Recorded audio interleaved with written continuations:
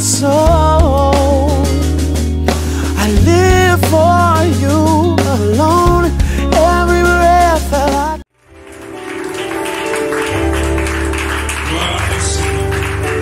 Nous assurons dans sa présence. Je suis dans la joie d'être là ce matin. Et je bénis Dieu parce qu'il est avec nous. Ce matin, tes pleurs se changeront en chant de louange et d'allégresse. Alléluia. Tu sortiras avec ton cœur rempli de paix et de joie parce que ton Dieu est avec toi. Et il va te répondre par rapport à ton besoin. Je prie toujours pour les cueilles en disant, Seigneur, que personne n'entre ici et qu'il ressorte tel qu'il est venu. Alléluia. Parce que je crois que quand tu emmènes les gens, si tu as quelque chose pour eux. Et je refuse qu'ils sortent sans le recevoir. Sans la recevoir. Amen.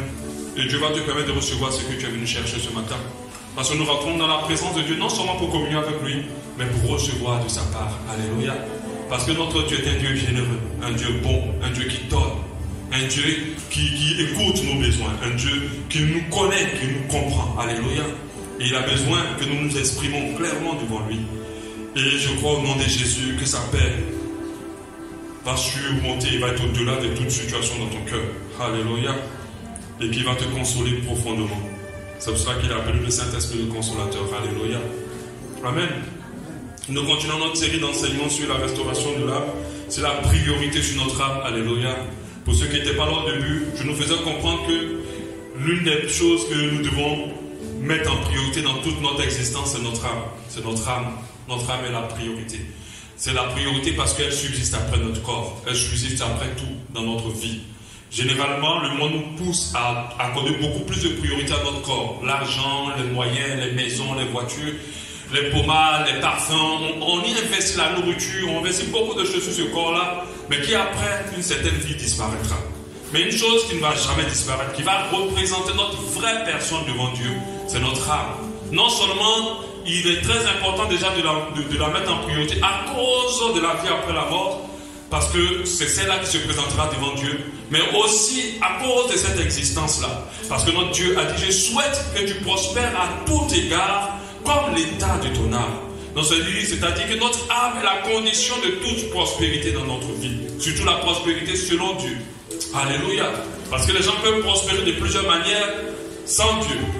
Mais je parle de quand nous prospérons avec Dieu, nous devons veiller à l'état de notre âme. Quand ton âme est dans un bon état, tout ce que tu touches est couvert de la faveur divine, de la grâce de Dieu, de la bénédiction. Cela se multiplie. Dieu est vraiment avec toi et c'est une condition pour la faveur divine dans nos vies. Alléluia. Ce n'est pas les millions de francs qu'on donne, c'est l'état de notre âme. Tu peux avoir des grandes maisons et très malheureux. La joie n'est pas conditionnée par le matériel. La joie est conditionnée par l'état de notre âme. Alléluia.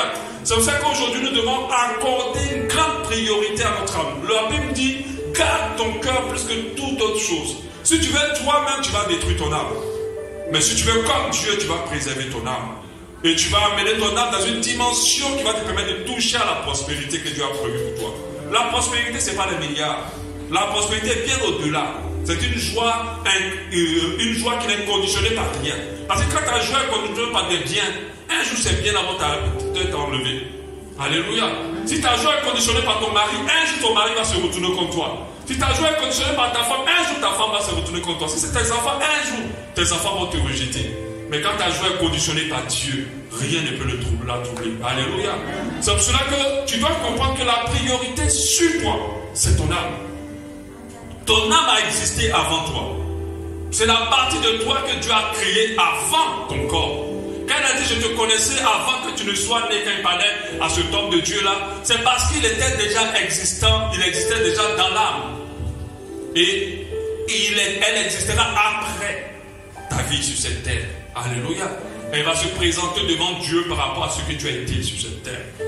Donc je nous encourageais non seulement à mettre la priorité dessus, mais beaucoup vont se dire, mais comment je fais pour mettre la priorité? Nous comprenons que dès que nous naissons, nous vivons beaucoup de choses depuis l'enfance. D'autres des abus, d'autres des viols, certains des décès brutaux qui nous ont blessés, certains des trahisons, d'autres des rejets, d'autres et certains des mêmes méchants, durs, difficiles, compliqués, amers, aigris, angoissés.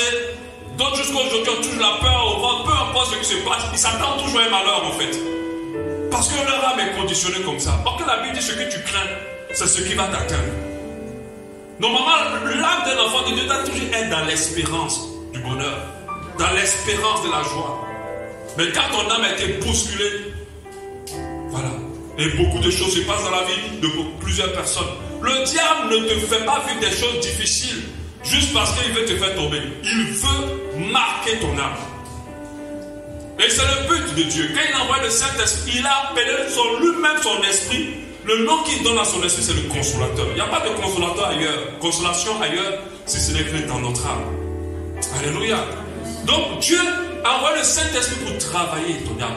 C'est pour ça que quand la Bible nous appelle à évangéliser, elle nous demande d'aller gagner des âmes, pas des hommes. Alléluia. Elle dit allez gagner des âmes. Ça veut dire que tu peux amener des gens à l'église. Mais est-ce que ces gens-là sont leur âme ici? C'est ça la différence. C'est pour ça que les églises peuvent être bondées avec peu d'âmes sauvées. Et puis on voit une toute petite église avec des âmes qui sont vraiment qui appartiennent vraiment au Seigneur. C'est pour ça que la cible de tout ministère, c'est les âmes des gens. Il faut la restauration de leur âme. Il faut que l'âme guérisse. C'est que tu n'as pas besoin d'une grande prière pour que ta vie change. Si ton âme te retrouve dans un bon état, mon frère, ma soeur, tout va commencer à se positionner dans ta vie. La grâce de Dieu va commencer à t'environner partout. Tout ce que le diable te fait au travers des gens, tout le mal qu'il te fait, tous les échecs que tu as vécus, c'est parce qu'il veut blesser ton âme. Et plusieurs en étant eux-mêmes sont blessés jusqu'à aujourd'hui. Leur vie tarde parce que leur âme n'a pas encore eu un bon état. Dieu pouvait te dire, je souhaite que tu sois béni. Mais quand il dit comme l'état de ton âme, en fait, il ne dit pas quelque chose pour conditionner. C'est la condition qu'il a mise sur la bénédiction. Alléluia. C'est pour ça que les personnes qui mettent la priorité sur leur âme, qui mettent la priorité sur la joie, qui mettent la priorité sur le traitement de leur âme, sont bénis. Ils n'ont pas des millions, mais vous sentez la joie dans leur vie. Vous sentez la paix dans leur vie. Vous sentez l'harmonie dans leur couple. Vous sentez la grâce sur les enfants. Vous sentez la grâce sur les entreprises. Alléluia. Pendant que toi qui prends toutes les précautions du monde, toi qui as le poste le plus grand du monde, tu es toujours malheureux et difficile. Vous savez pourquoi dans les administrations du Gabon, les gens sont mal accueillants? C'est parce que leur âme est fausse, sombre et sale. Quand tu as un bon état d'âme, tu es joyeux. Tu distilles la joie, tu accueilles bien les gens. Alléluia. C'est pour ça que ne prenez pas le temps de fois de discuter avec eux. Ils vont attacher vos âmes. Ils sont déjà amers. Et les gens qui sont blessés comme ça, les âmes ont toujours cette envie de blesser les autres, de les mettre dans leur état. Et ça, c'est très dangereux. Des fois, il faut éviter ces personnes nuisibles dans ton existence. Parce que ta priorité, c'est ton âme. Alléluia. Bien-aimé, 3 Jean 1:2. Bien-aimé, je souhaite que tu prospères à tout égard et sois en bonne santé comme prospère l'état de ton âme.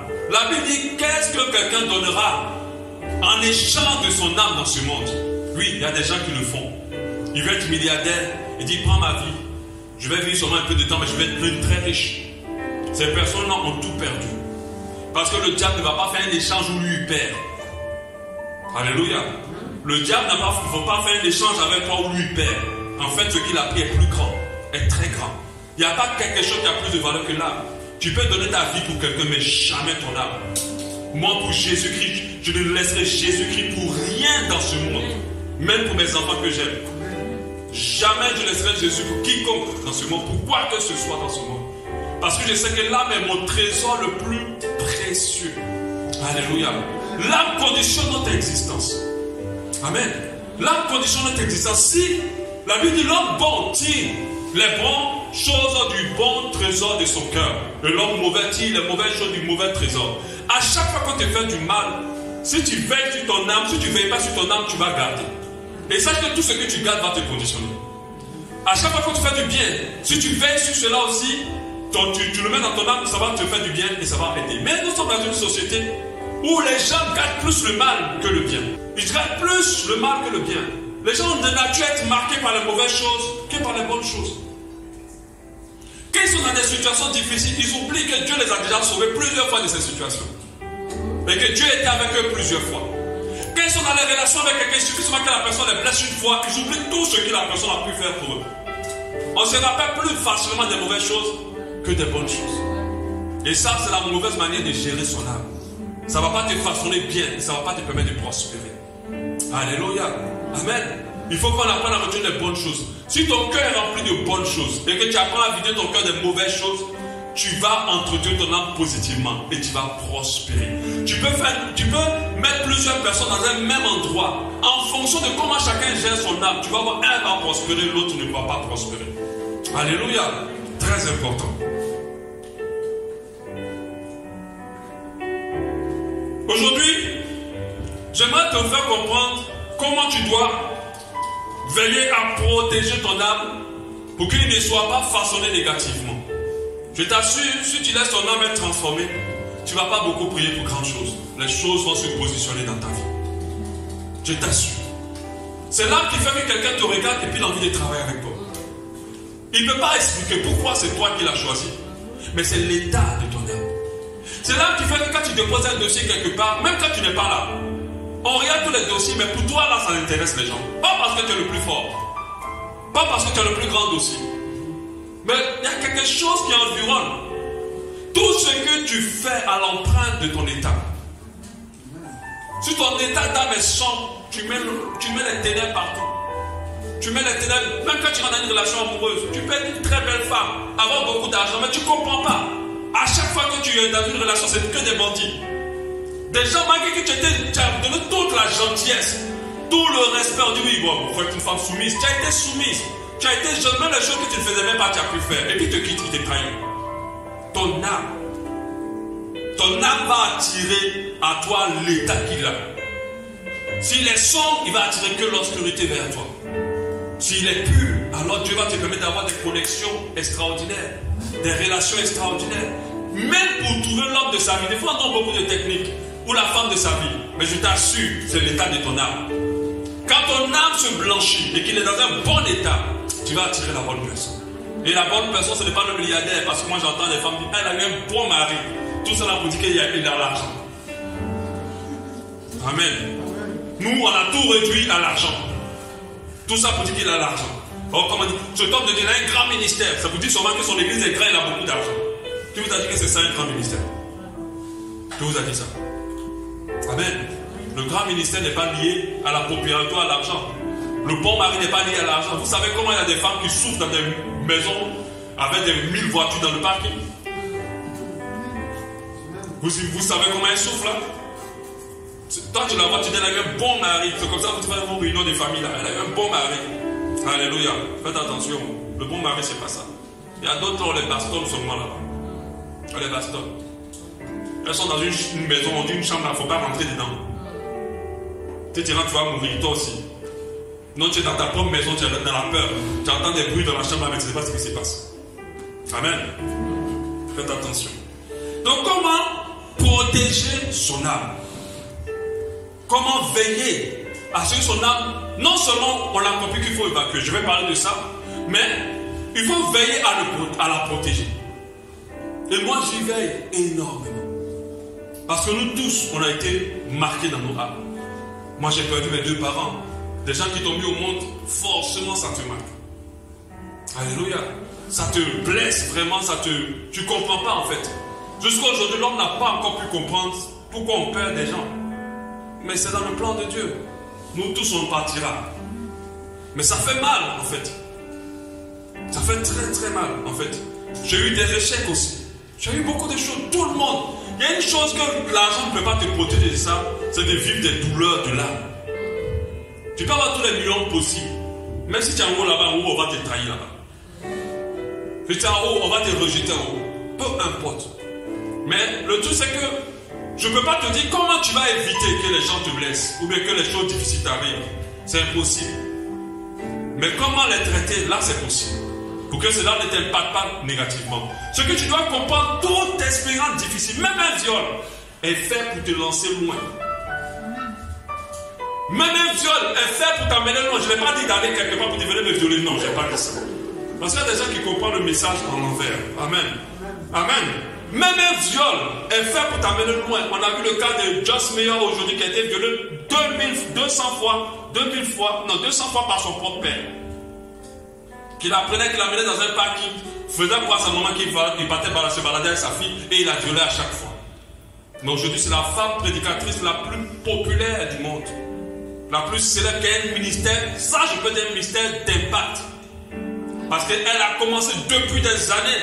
On ne la connaissait pas. Mais quand le temps de Dieu était arrivé pour elle, les gens ont entendu.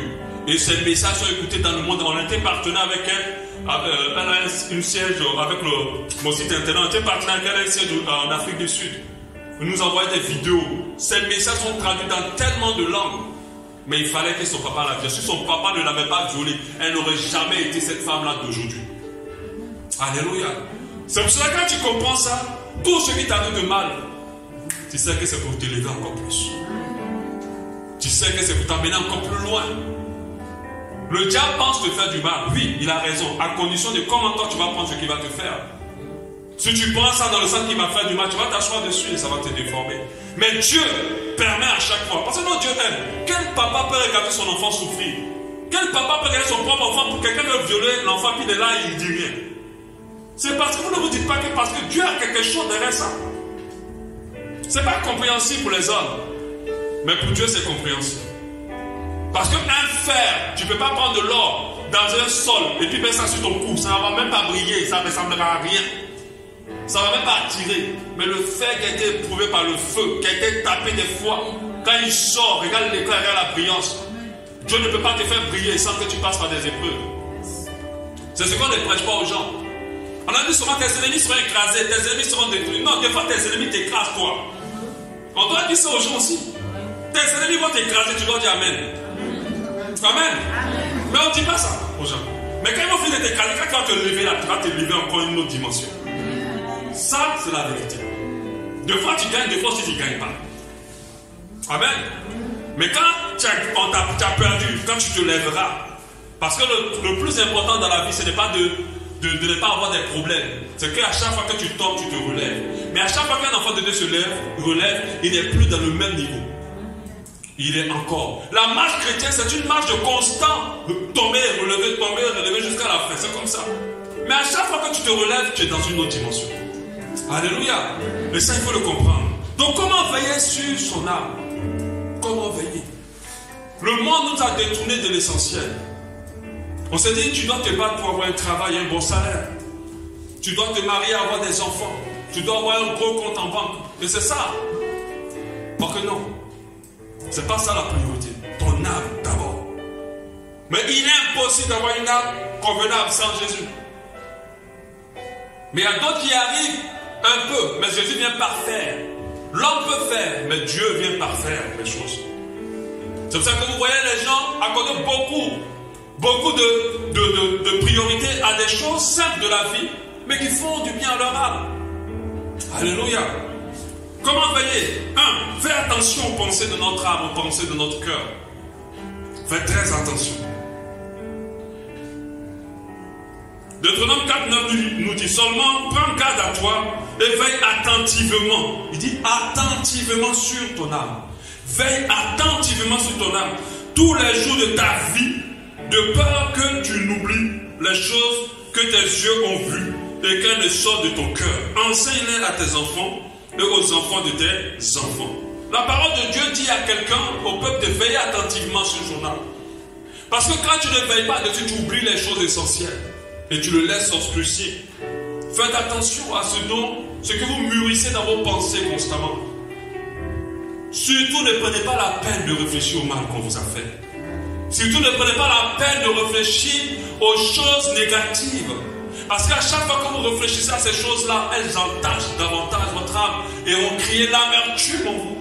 C'est vrai que cet homme-là t'a fait quelque chose de terrible, ou cette femme-là t'a blessé au haut niveau, t'a humilié devant tout le monde, t'a insulté, t'a violé ou t'a fait du mal, t'a trahi, parce que la trahison, elle est très fréquente. Lisez la Bible dit dans les derniers temps, les hommes seront comme ça, de plus en plus mauvais et méchants. Ce n'est pas un scoop, on le sait. Même ceux que tu dis tes propres parents, ils vont vouloir te détruire. Mais mon frère, ma soeur, ne prends pas la peine de réfléchir. Continue ta vie. La vie, elle est courte en fait. Bientôt, certains vont partir, quelques-uns vont partir. Là, on est déjà en 2021, d'ici 2060. En tout cas, je ne sais pas si on sera encore tous là. Donc, mettons la priorité à vivre pleinement notre vie. Jésus est là pour qu'on la vive pleinement. Mais tu ne peux pas vivre pleinement ta vie si à chaque fois qu'on te fait du mal, tu dois d'abord faire une pause et y réfléchir constamment. Et c'est comme ça que d'autres leur amènent noir. De fois, une petite truc qu'on va te faire ne va pas te faire mal tout de suite. Mais c'est parce que tu as trop réfléchi à ça que tes pensées sont allées loin. Vous savez, le mal de fois qu'on fait à quelqu'un ne dépend pas de la personne. Je veux dire, le mal que la personne t'a fait n'est pas forcément mal. Mais c'est toi de fois qui peux voir ça en mal. Et des fois, il y a des gens qui sont blessés dans leur être pendant que l'autre n'a même pas fait du mal. Mais parce qu'ils ont pris le temps de trop réfléchir. Alléluia. Donc, veille sur les pensées de ton âme. Le diable aime ça. C'est là qu'il tient beaucoup de personnes. De s'asseoir à côté et de chuchoter seulement. De parler, tu as vu nos gars. Quand il t'a parlé comme ça, en fait, c'était ça. Il se fout de toi, il ne te respecte pas. Comment tes propres parents peuvent te dire ça? Comment elle a osé, il a osé même me parler devant les gens comme il... Mon frère, le Saint-Esprit ne te dira jamais ça. Amen. C'est pour ça qu'il faut apprendre à connaître qui te parle. Parce que d'autres pensent que c'est l'Esprit de Dieu. Dieu m'a révélé qu'il a voulu m'humilier. Dieu ne va jamais te révéler sur ça. Dieu va te dire seulement laisse-le, ne tiens pas compte. Peut-être qu'il était de mauvaise humeur aujourd'hui. C'est pour ça qu'il a réagi comme ça.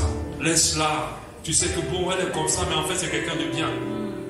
Ça c'est le Saint-Esprit qui parle comme ça. Et moi je l'entends beaucoup comme ça parler. Mais il y a d'autres là, leur Saint-Esprit là, quand tu vas bien l'ouvrir là, c'est pas lui. C'est pas lui. Celui qui te révèle les choses tout le temps. Tu te dis, j'ai fait un songe. C'est pas lui. C'est le diable. Il veut t'embrouiller dans tout. Et il veut que tu restes comme tu es. Et que tu n'évolues jamais. Tu vas évoluer selon les hommes. Mais selon Dieu, c'est pas pareil. Parce que l'évolution selon Dieu va t'amener dans beaucoup plus de paix et de joie. Pas dans beaucoup plus de richesse. Parce que la richesse n'est pas la paix et la joie. Alléluia. Amen. Évitez les ruminements, dont je l'ai dit déjà, les pensées du cœur. Ruminement, c'est le fait de revenir et de réfléchir sur le mal qu'on nous a fait. Il y a des gens à qui on va donner des Oscars pour les ruminements. On va leur donner des trophées. Parce que ce sont des rumineurs professionnels. Ils peuvent même apprendre à enseigner comment ruminer. Ils vont te dire, tu te couches sur ton lit, tu mets le coussin derrière, tu croises les jambes et puis tu lèves les yeux en l'air. Là, tu as bien pensé à tout ce qu'on t'a fait du mal. Et il y a des gens qui sont très forts dedans. Ma soeur, mon frère, on ne gagne pas de trophée avec ça. Tu vas rester comme ça et tu ne vas pas avancer. La Bible dit, ne vous vengez pas vous-même. Mon frère, peu importe ce qu'on t'a fait, laisse. La Bible dit aussi que quelqu'un prend ta tunique, poursuis-le. Viens, il manque encore une. Viens prendre l'autre. C'est pas ce que la Bible a dit. Si quelqu'un te gifle de l'autre côté, dis non, mais il y a 2 jours, tu as oublié l'autre jour. Gifle-moi aussi de l'autre côté. C'est ce que la Bible dit. Mais c'est une manière de dire, ne tiens pas compte du mal que les gens te font. Laisse-les, Dieu s'en occupe. Vous savez, quand tu es dans ces positions-là, tous ceux qui te font du mal sont en danger. Parce que Dieu est un Dieu de justice. C'est toi, tes yeux-là, qui ne voient pas la justice de Dieu. Parce que tu es tellement blessé dans ton cœur que tu ne vois pas que Dieu te justifie. Mais quand tu es bien, tu jettes ton âme, toi-même tu vois ce que Dieu fait. Alléluia. Dieu est avec toi. Pardonnez le plus vite possible. Ça, c'est un challenge que beaucoup n'arrivent pas. Pardonnez. Éphésiens 4, verset 6. Vous vous mettez en colère, ne péchez point, que le soleil ne se couche pas sur votre colère. Ça veut dire qu'il ne faut pas que le soleil ne se couche pas sur votre colère. Ça, c'est quand même bizarre. Donc, si on t'a insulté à 23 heures, tu fais comment? Le soleil est déjà couché. Alléluia. Enfin, ce n'est pas pour dire il faut seulement attendre. Donc, on t'a insulté à 7 heures du matin, donc tu as été fâché jusqu'à 18 heures. Non, c'est pas ça en fait. Le but, c'est que ne te fâche pas longtemps. Ne reste pas longtemps en colère. Évacue le plus vite possible. Trouve un moyen de le faire. Ne garde pas rancune. Ne reste pas blessé. La Bible dit en Colossiens 3, 13, supportez-vous les uns les autres. Et si l'un a suivi se plaindre de l'autre, pardonnez-vous réciproquement. De même que Christ vous a pardonné, pardonnez. Alléluia. Donc on doit apprendre à pardonner. Mais le plus vite possible. Très vite possible. C'est vrai que dans notre société, quand tu es comme ça, on te prend pour quelqu'un de bête. On te prend pour quelqu'un de faible. Et nous savons que nous sommes dans une société où personne ne veut se montrer bête ou faible. Donc du coup, on ne pardonne pas et on montre à la personne qu'il faut qui sache qu'il ne peut pas, il n'avait pas le droit de faire ça. Mon frère, quand tu le fais, tu vas peut-être bousculer la personne.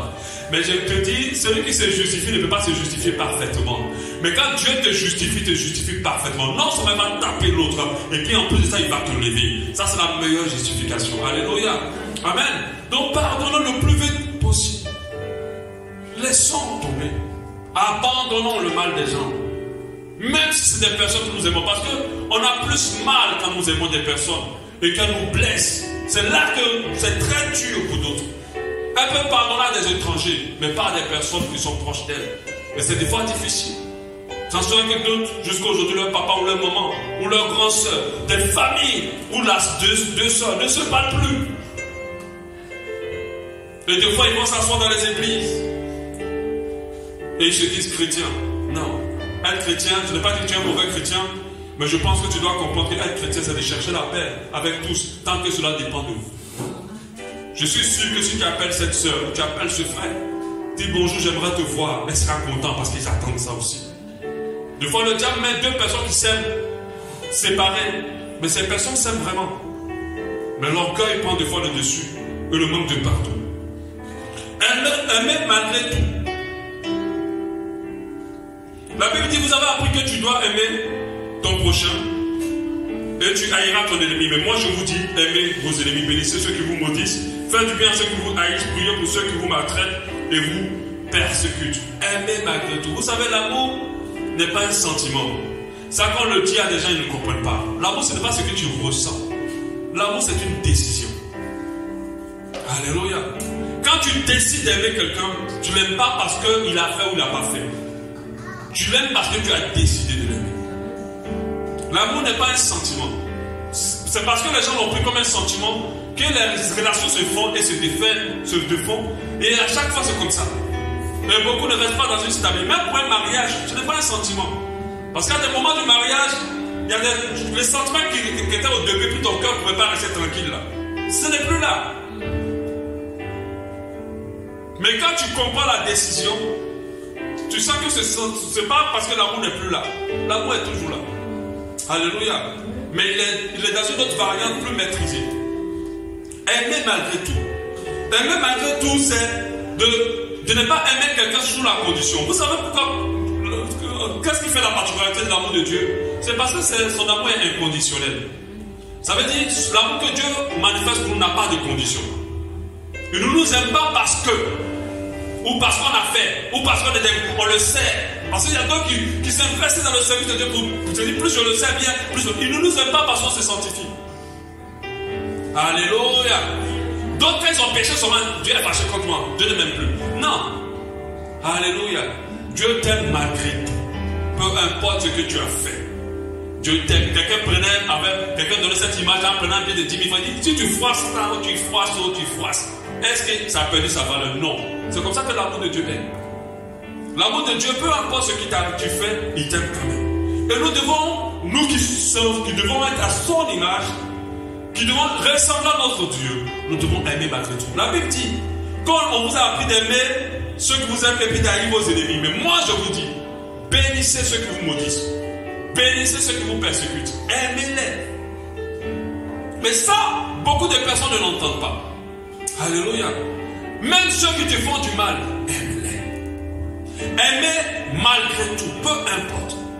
Moi j'ai appris à dire à mon cœur et à mon âme, je veux que tu te souviennes des bonnes choses des personnes. Je ne veux pas me rappeler des mauvaises choses qu'elles ont faites. De fois, quelqu'un te fait du mal dans des conditions qui ne dépendent pas de lui. De fois aussi, tu fais du mal parce qu'il est vraiment méchant. Mais ça, il devient ton ennemi. Mais la Bible dit, aime-le et bénis-le. Alléluia. Rentre le mal par le bien. Alléluia. Peu importe ce qu'on te fait, vous savez, la meilleure manière de désactiver le mal de quelqu'un dans ton cœur, c'est de lui faire du bien pendant qu'il t'a fait du mal. Quand tu fais du bien à quelqu'un pendant que cette personne t'a fait du mal, tu désarmes déjà cette personne et tu préserves ton âme. Parce que pour arriver à faire du bien à quelqu'un qui t'a fait du mal, il faut surmonter la douleur qu'il t'a fait. Alléluia. Et quand tu fais du bien à quelqu'un qui t'a fait du mal, alors Dieu te bénit davantage et ton cœur et ton âme se préservent. Et vous savez, notre Dieu est un Dieu de bonté. Et ceux qui manifestent la bonté ont sa grâce et sa faveur.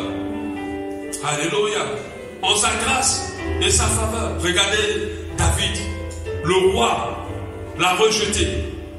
Le roi le cherchait même pour le tuer.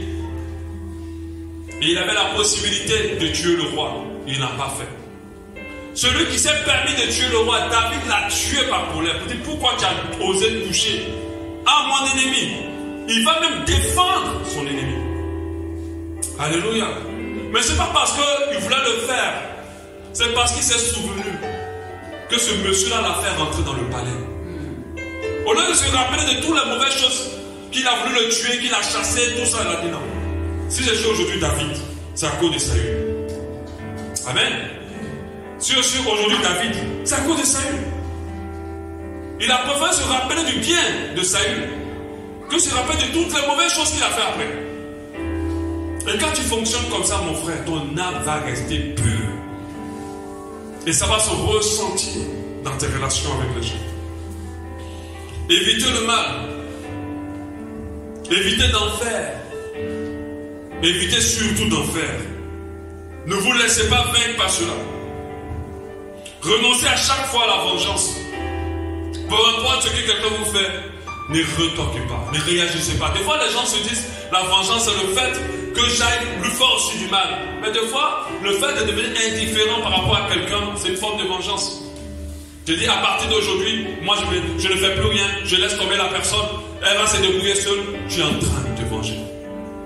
Si tu as pris un engagement envers cette personne, va jusqu'au bout de cet engagement. L'amour doit t'amener jusqu'à là. Alléluia. Et tu vas voir que Dieu sera avec toi. Il a dit, ne vous vengez pas vous-même. Et la grâce de Dieu va s'attacher à vous.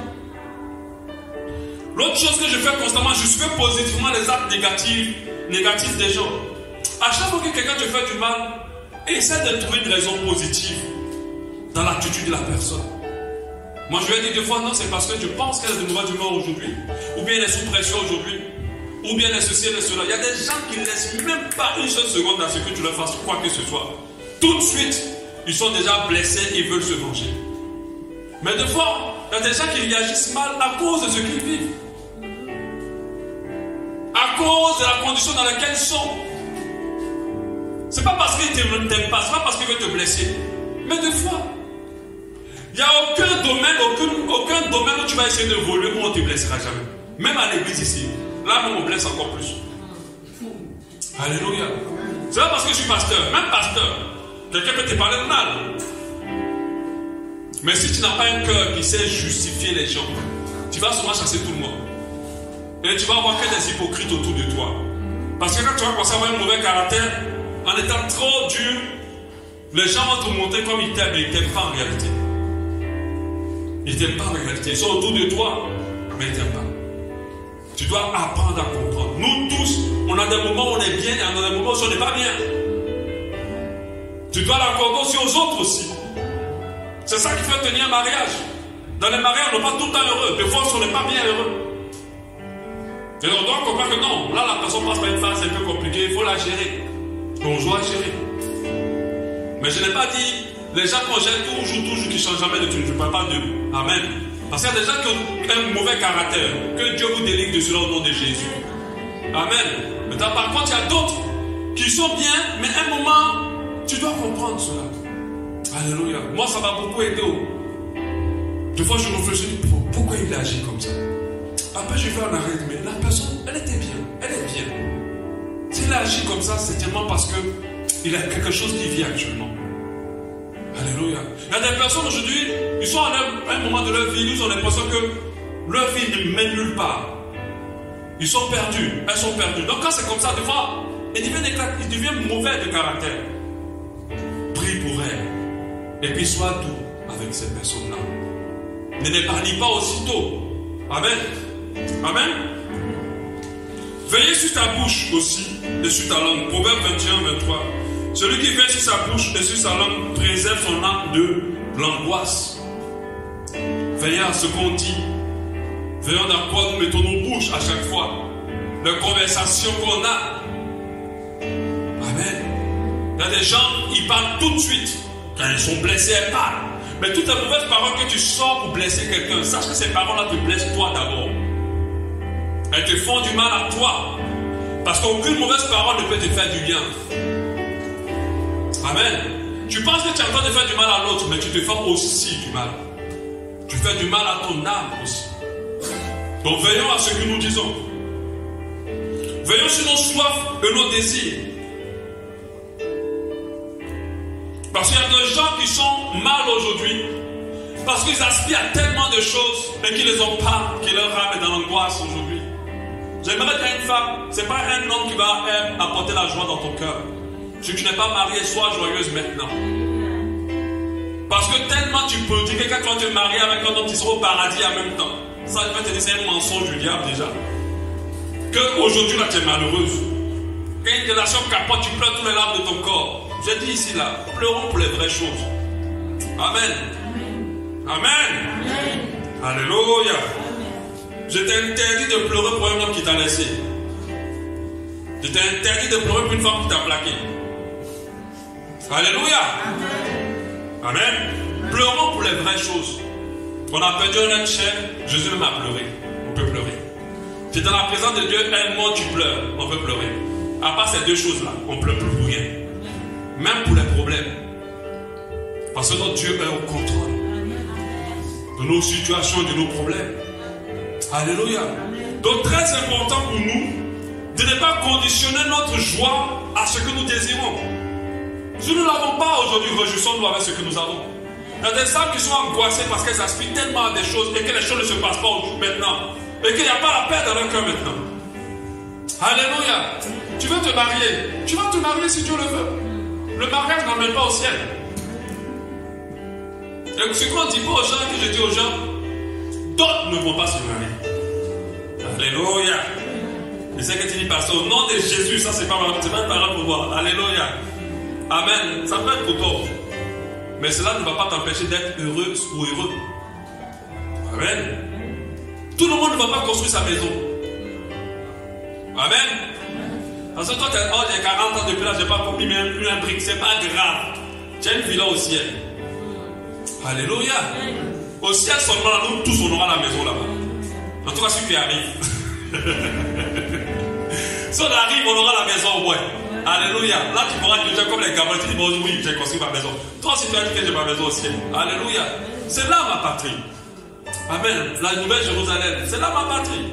Amen. Donc, n'angoisse pas ton âme pour ce que tu veux demain. N'angoisse pas ton âme parce que tu as raté quelque chose que tu désires. L'état dans lequel tu conditionnes ton âme ne va pas te permettre d'obtenir ces choses-là, ni de rentrer dedans. Tu n'es pas marié, sois heureuse, sois heureux maintenant. Tu n'as pas la maison, sois heureuse, sois heureuse. Même si tu loues, ce n'est pas grave. Quand le temps de Dieu viendra, alors tu vas rentrer. Il n'y a pas de meilleure manière de ne pas obtenir ce qu'on veut lorsqu'on commence à s'angoisser pour la chose qui n'est pas encore arrivée. Alléluia. Amen. Donc les âmes sont troublées à cause de ça. Il y a d'autres qui sont que des soifs affectives trop graves. Oh, je vais être aimé, personne ne m'aime. On s'en fout, on s'en fout. N'assombris pas ton âme maintenant. Alléluia. Dieu t'aime. L'amour de Dieu est suffisant. Il faut accepter son amour. Il y a d'autres qui ne veulent pas pour Dieu. Ils veulent quelqu'un de un vrai gars. Une vraie go. Alléluia. Mais je t'ai dit, hein, là où il y a beaucoup plus de souffrance, c'est dans ça. Alors que Dieu là ne t'écrit pas de problème. Alléluia. Il t'aime. Même quand tu fais mal, il t'aime. Il nous arrive des fois, même tu finis de faire des choses, mais toi, tu sais que Dieu ne peut pas être content. Et puis il te bénit quand même. Ah, Seigneur, toi aussi, tu es comme moi. Tu bénis quand même dans quelque chose, mais tu sais que hier là, ce que j'ai fait là, c'était pas bien. Il te bénit. C'est lui qui aime. Son amour est parfait. Et je pense qu'il doit nous suffire. Même quand tu vas dans le mariage, tu dois compter sur l'amour de Dieu. Tu dois compter sur l'amour de Dieu. Comment essayer d'être heureux maintenant, heureuse maintenant. Préserve ton âme de l'angoisse des choses que tu désires.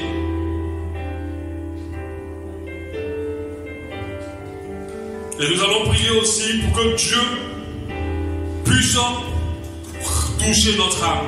Parce que le Consolateur, le Saint-Esprit, ceux qui ont vraiment expérimenté le Seigneur Jésus, nous tous on a fait cette expérience, pour ceux qui ont fait cette expérience, Le premier jour, on rencontre le Seigneur, il y a quelque chose qui se passe. Tu sens comme si tout part. Tu sens comme si il y a une joie que tu n'as pas le contrôle. D'autres rigolent, d'autres pleurent, d'autres sont. Voilà, au moment le jour où j'ai reçu le Seigneur, tout était beau. Tu me dis imbécile, je suis content. Alléluia.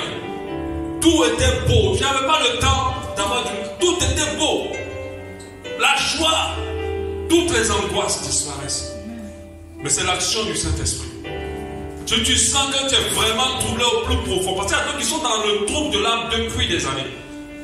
Leur âme est troublée depuis. Leur âme n'est pas dans la paix. Leur âme est obscure depuis. Demande au Saint-Esprit, invoque sa grâce sur ton âme. Et il va venir restaurer la profondeur de ton âme.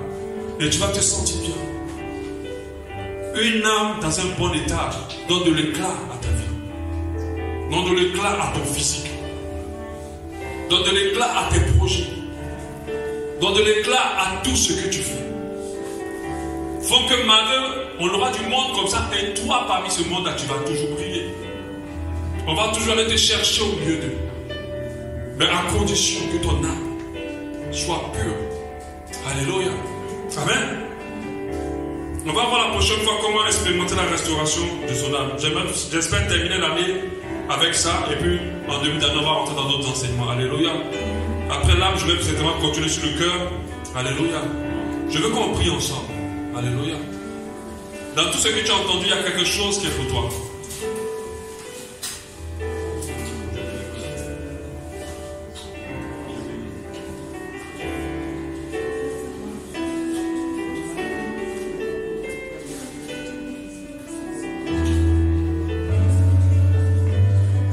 Parle à Dieu par rapport à ce que tu peux prier aussi qu'il touche ton âme, qu'il te restaure. Demande à Dieu par le Saint-Esprit qui te console profondément. Demande à Dieu qui te montre l'état exact de ton âme afin que tu puisses prier. Et qu'il puisse te donner vraiment une âme plus en paix, plus restaurée, plus posée. Demande-lui dans la prière. Dieu veut changer ta vie. Dieu veut t'amener dans une autre dimension. Mais cela, il ne peut pas le faire tant que ton âme ne se positionne pas. Je sais que tu as vécu beaucoup de choses. Dieu le sait exactement.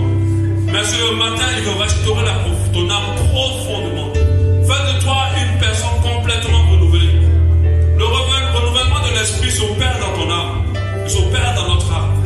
Et quand l'âme est restaurée, toute notre existence, tout notre être est impacté. Demande à Dieu de permettre cela. Prie. Dis Seigneur, restaure-moi des trahisons. Restaure-moi des abus, des viols. Restaure-moi, Seigneur, des méchancetés des autres. Restaure-moi de tout cela.